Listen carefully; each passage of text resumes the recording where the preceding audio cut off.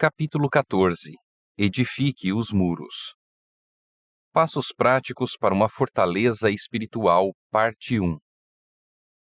Os teus filhos edificarão as antigas ruínas, levantarás os fundamentos de muitas gerações, e serás chamado reparador de brechas e restaurador de veredas, para que o país se torne habitável.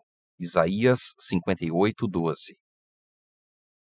Em minhas viagens por países do terceiro mundo, já testemunhei as consequências devastadoras da desnutrição. Os desnutridos sucumbem a qualquer doença que lhes acometa. Não importa qual seja. Seu corpo simplesmente não consegue lidar com nenhum tipo de ataque físico, porque não recebeu alimento apropriado e se tornou fraco. Em consequência, as pessoas que vivem em regiões assoladas pela desnutrição morrem de todo tipo de doença. É exatamente isso que o diabo tenta fazer em nossa vida hoje. Ele procura minguar nosso relacionamento com Deus. Tenta nos impedir de comer a palavra de Deus e de beber da fonte de água viva em oração. Se o inimigo conseguir nos manter espiritualmente desnutridos, ele sabe que qualquer doença, pecado, que colocar em nosso caminho nos levará à queda espiritual. Seu principal objetivo, e ele tem obtido bastante sucesso nisso, é nos impedir de nos alimentarmos adequadamente todos os dias. Ou ele nos enche de comida prejudicial em vez de bons alimentos, ou simplesmente nos faz passar fome até não termos mais forças para ficar em pé, fazendo com que nossos muros finalmente caiam. Quando famintos, perturbados e atacados pelo inimigo, nossa atenção costuma se voltar para dentro de nós mesmos. Não oramos, nem ministramos aos outros, pois sentimos que já temos problemas demais. E é exatamente isso que Satanás quer. Ainda bem que, se nos lançarmos sobre Deus, permanecermos sobre o poder de Sua palavra e reivindicarmos Suas promessas pela fé, poderemos obter livramento e vitória. Deus é maior do que todos os poderes das trevas. Conforme Romanos 8:31 diz, se Deus é por nós, quem será contra nós? A inspiração acrescenta: tende contender contra forças sobrenaturais, mas é-lhes assegurado sobrenatural auxílio. Todos os espíritos celestiais se acham nesse exército, e mais que anjos estão nas fileiras. O Espírito Santo, o representante do capitão do exército do Senhor, desce para dirigir a batalha. Muitas podem ser nossas fraquezas, pecados e erros graves, mas a graça de Deus é para todos quantos a buscam em contrição. O poder da onipotência acha-se empenhado em favor dos que confiam em Deus.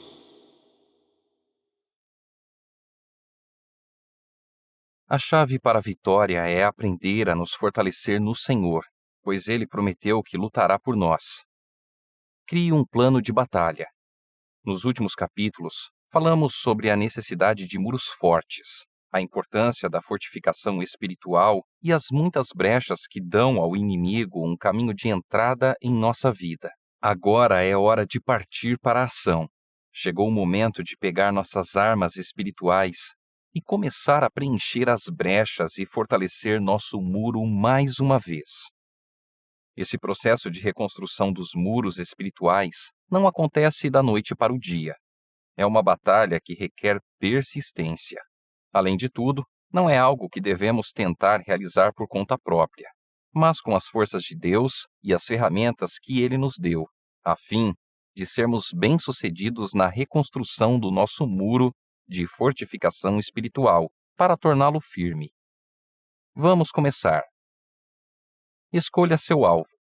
Antes de começar a orar, você necessita saber qual é o seu alvo, ou seja, o que exatamente está tentando vencer. É por isso que 2 Coríntios 13:5 nos orienta a examinar a nós mesmos. Separar tempo para fazer uma avaliação completa do coração não é apenas importante, mas crucial para alcançar vitória espiritual. Enquanto você pensa em qual é seu alvo de batalha, escreva tudo aquilo que Deus lhe trouxer à memória. Pode ser uma das brechas que mencionei no último capítulo, ou talvez você necessite orar, pedindo a Deus que lhe mostre de maneira específica quais são seus pontos fracos. Lembre-se de que, às vezes, até mesmo coisas boas podem se tornar uma brecha se permitirmos que elas se coloquem no caminho entre Deus e nós. Por isso, aquilo que parece inocente para os outros pode ser uma brecha em sua vida. Essa lista é apenas para você e Deus. Pode compartilhá-la com seu cônjuge ou companheiro de oração se quiser, mas o propósito principal é saber por onde começar o estudo da Bíblia e a oração. Empunhe sua espada. Permanecer sobre as promessas da Palavra de Deus pela fé em oração é sua abordagem mais eficaz para alcançar fortaleza espiritual. Depois de saber onde estão as brechas em seu muro espiritual, é hora de empunhar a espada. A alma deve estar fortificada pela oração e o estudo das Escrituras. Munido com estas armas, enfrentou o nosso astuto inimigo no campo de batalha e venceu. Você será capaz de orar com confiança e fé maiores quando tomar a Bíblia em suas mãos, levantá-la na presença de Deus e disser: aqui está a tua promessa. Eu a reivindico para esta brecha específica em minha vida. Tu não mentes, e não te deixarei ir, até que cumpras a tua palavra. Martin Lloyd Jones, pastor protestante galês, do início dos anos 1940, ao falar sobre a importância de reivindicar a palavra de Deus em oração, escreveu: importune-o, por assim dizer, com as próprias promessas que ele fez. Conte-lhe sobre o que ele disse que vai fazer. Cite para ele o texto. Isso o agrada. Deus é nosso Pai e Ele nos ama e gosta de nos ouvir reivindicando suas promessas, citando para Ele suas palavras e dizendo: à luz dessas coisas, podes te omitir? Isso deleita o coração do Senhor. Sim, Deus ama que oremos dessa maneira. Ele quer que peçamos grandes coisas a Ele. E a Bíblia nos ensina que, quando nos achegamos a Ele confessando os pecados e nossa indignidade, Ele responde. A honra de seu trono está em jogo para o cumprimento de sua palavra, pois Ele não pode mentir. Aqui estão algumas promessas poderosas para você começar. Mas lembre-se, nós não apenas oramos e reivindicamos promessas bíblicas, mas também devemos agir com base em nossas orações. Deus responde a essas promessas e o livramento virá. Vitória para aqueles que confessam seus pecados. 1 João 1,9, Hebreus 7,25. Nenhum pecado é grande demais para Deus resolver. Ele enviou o próprio Filho para que pudéssemos obter livramento e vitória. Não importa o que fizemos. Se desejarmos ser perdoados e libertos, o dom será nosso. Só precisamos clamar. Ao confessar os pecados, também é importante que nos afastemos ativamente deles e busquemos trilhar um novo caminho. Não podemos fazer isso pelas próprias forças, mas Deus nos ajuda quando dependemos dele. Vitória sobre os ídolos. Ezequiel 36, 25 a 27 e Jeremias 24, 7. É importante lembrar que, se quisermos obter vitória sobre os ídolos em nossa vida, não podemos nos afastar deles aos poucos. Precisamos destruí-los, removê-los por completo de nossa vida para que não tenham mais acesso ao nosso coração, assim como o jovem rei Josias fez quando subiu ao trono nos dias do antigo Israel. Vitória sobre os vícios. Lucas 18, 27, Salmo 55, 16 a 18. É difícil romper com vícios, mas o melhor a fazer é dar meia volta de uma vez e andar na direção contrária. Se você é viciado em música mundana, filmes, revistas, ícones esportivos, alguma coisa do mundo oculto, ou até mesmo algum tipo de alimento ou substância prejudicial, chegou o momento de limpar sua casa e fazer uma fogueira apenas na presença de Deus. Você ficará surpreso com a paz e a força que sentirá depois de começar a trilhar decididamente um novo caminho. Em Atos 19, quando o Evangelho de Cristo era pregado, as pessoas se apresentavam e confessavam seus pecados abertamente. Muitos daqueles que haviam praticado feitiçaria no passado traziam seus rolos e os queimavam. Por causa disso, a palavra de Deus cresceu e prevaleceu, e mais pessoas aceitaram o Evangelho, porque o viram mudar a vida dos outros.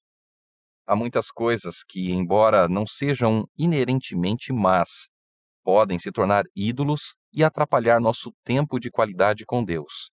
Nesses casos, pode ser bom para nós passar por um jejum completo ou duradouro até essas coisas não exercerem mais controle sobre o nosso coração. Não estou me referindo a um jejum alimentar, a menos que seu vício seja uma comida específica, mas a abster-se do elemento específico que o leva a transigir espiritualmente. No passado, já me foi extremamente benéfico jejuar de diferentes formatos de mídia e entretenimento que me distraíam, a fim de restaurar minha perspectiva e as prioridades espirituais. Isso inclui os sites extremamente populares de redes sociais. Embora sempre tenha sido cuidadosa em relação àquilo que leio ou ao que assisto, percebi que esses sites muitas vezes obscurecem meus limites espirituais. Acho que eles e outros recursos online de mídia se tornaram alguns dos maiores obstáculos para manter nossa atenção e nossa consagração espiritual, se não forem controlados. Por quê? Simplesmente porque entorpecem nossas sensibilidades espirituais com uma enchente de pensamentos frívolos e sem sentido, além de também nos tirar tempo valioso que poderia ser dedicado com maior eficácia ao estudo ou serviço de Deus. A principal chave para vencer vícios ou qualquer pecado é entregar nosso coração inteiro a Deus e voltar nossa atenção completamente a Ele. Se gastarmos nosso tempo com Deus, conhecendo-o, estudando Sua palavra e partilhando-a com os outros, não seremos tentados a desperdiçar tempo ou olhar para as coisas do mundo. Vitória sobre mentalidades profanas. Isaías 26, 3, Salmos 119, 165 e Filipenses 4, 8. Além da oração e do tempo com a palavra, uma das melhores maneiras de obter vitória sobre mentalidades profanas é aprender a substituir pensamentos profanos por pensamentos positivos e espirituais.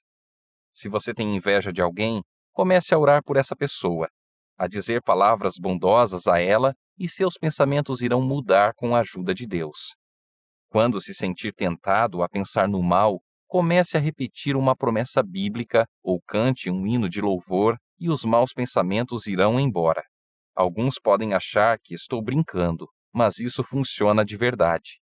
Ellen White aconselha: quando o inimigo vier com suas trevas, cantem sobre fé e falem de fé, e verão que isso os conduzirá para a luz. Vitória sobre conversas profanas. Isaías 6, 5 a 7, Efésios 4, 22, 23 e 29. Se você está sempre reclamando de algo, obrigue-se a dizer palavras de gratidão toda vez que se sentir tentado a reclamar. Desafie a si mesmo a substituir toda a palavra negativa e profana que se sentir tentado a proferir por palavras de gratidão e louvor a Deus ao longo de 2 semanas. Antes de se dar conta, você desenvolverá o hábito de morder a língua em vez de reclamar, fofocar ou criticar os outros, e verá com mais clareza todos os motivos para louvar a Deus. Lembre-se, quando falamos negativamente sobre a vida ou outras pessoas, influenciamos os outros negativamente. E Deus nos considera responsáveis pelo efeito cascata que nossas palavras desencadeiam. Vitória sobre comportamentos profanos. Romanos 12, 18 a 21 e 1 Coríntios 10, 31. Mais uma vez, substitua comportamentos profanos por hábitos espirituais. Amontoe brasas vivas sobre a cabeça daqueles que o ofendem. Acima de tudo, peça a Deus que lhe dê pureza de motivos e ação, bem como pureza de coração, mesmo se ninguém estiver observando. Afinal, Deus está vendo. Se não conseguirmos aprender a viver por princípios espirituais e andar com integridade para a glória do Senhor hoje, não conseguiremos fazê-lo quando sobrevierem os tempos difíceis e as provas de verdade. É por isso que a inspiração nos diz: o arrependimento compreende a tristeza pelo pecado e o afastamento dele. Não abandonaremos o pecado enquanto não reconhecermos o quanto ele é perigoso. E enquanto não nos afastarmos realmente do pecado, não haverá mudança real em nossa vida. Vitória sobre relacionamentos profanos. 1 Coríntios 6, 14, 15. Se você está envolvido em um relacionamento profano, o melhor a fazer é cortar os laços e se afastar, por mais difícil que possa parecer. Se você continuar a transigir, estará pedindo que sobrevenha um desastre espiritual. Quando falo em relacionamentos profanos, refiro-me a quem não é casado. Se você já está casado em situação de jugo desigual, então sua tarefa é fazer o melhor que puder dentro do matrimônio, esperando e orando para que sua influência ganhe o cônjuge descrente para a verdade. O capítulo 7 de 1 Coríntios trata com maior profundidade desse assunto. Em tudo aquilo que fizer, não brinque com fogo. Busque conselho espiritual se necessário. Peça a Deus que transforme seu coração e lhe dê amor renovado por ele. Encontre amigos que o incentivem em sua caminhada espiritual. A carne pode até ser fraca, mas Deus promete força. À medida que nos aproximamos do Senhor, descobrimos que Ele proporciona mais realização do que qualquer relacionamento humano seria capaz de dar. Vitória sobre as preocupações mundanas. Romanos 12, 1 e 2. Lembro-me do antigo hino escrito por Ellen H. Lemmel. Fixa teus olhos no Mestre. Confia no bom Salvador. Fruirás na luta terrestre maravilhas do seu doce amor. Inário Adventista do Sétimo Dia, número 360. Esta é a melhor maneira de vencer as preocupações mundanas, olhando para Jesus e entregando a Ele todas as chaves do seu coração. Ao fazer isso, comece um jejum espiritual prolongado das coisas do mundo. Desligue a televisão e fique longe das redes sociais, dos shoppings ou de qualquer outra coisa que o atraia ao mundo, até os laços que o amarram se desintegrarem. Recomendo que você pegue sua Bíblia e seu diário e vá passar tempo a sós com Deus na natureza. Isso é maravilhoso para ajudá-lo a recolocar sua atenção nas prioridades celestiais. Vitória sobre fortalezas satânicas. 2 Coríntios 10, 3 e 4, Salmo 40, 2 e 3. Mais uma vez, a melhor forma de livramento das trevas é se voltar para a luz. Escolha Cristo e entregue a Ele sua vontade. Não dá para brincar com as trevas e estar no time vencedor. Destrua qualquer coisa do reino da escuridão em sua vida ou qualquer coisa que comprometa seu relacionamento com Deus. O diabo não vai ficar feliz e a luta será ferrenha, mas o Senhor o ajudará. Lembre-se. Em todo o poderio satânico não há força para vencer uma única pessoa que se rende confiante a Cristo. Dá vigor ao cansado e multiplica as forças ao que não tem nenhum vigor. Perdão pelos pecados de omissão. Efésios 2, 8 e 9. É importante lembrar que, assim como Deus perdoa nossos pecados e então nos dá forças para trilhar um novo caminho, não importa quantas boas obras façamos, elas não nos salvam, nem nunca o farão. Somente Cristo é capaz de nos salvar e só Ele pode nos dar poder para usar nosso potencial de forma plena. Por nós mesmos, nunca teríamos êxito em evitar todos os pecados de omissão, pois o ideal de Deus para seus filhos é mais alto do que o possa conceber o mais elevado pensamento humano. É por isso que eu penso que o pedido de oração mais importante que podemos fazer é por mais do Espírito Santo, pois é isso que confere poder ao nosso testemunho e eficácia aos nossos esforços. Nosso maior pecado de omissão é sair correndo para o serviço antes de receber esse dom. Cristo declarou que a divina influência do Espírito deveria estar com seus seguidores até o fim, mas essa promessa não é devidamente apreciada e, portanto, também não a vemos cumprir-se na medida em que a poderíamos ver. A promessa do Espírito é assunto em que pouco se pensa, e o resultado é o que é de esperar: aridez, trevas, decadência e morte espirituais. Assuntos de menor importância ocupam a atenção e o poder divino que é necessário ao desenvolvimento e prosperidade da Igreja e que traria após si todas as outras bênçãos, esse falta, conquanto oferecido em sua infinita plenitude.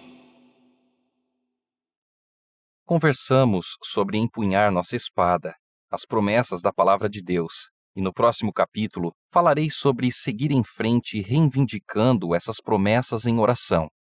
Essa batalha pode parecer intimidadora, mas não se desespere. Servimos a um Deus grande e com Ele nada é impossível. Continue ousando pedir mais.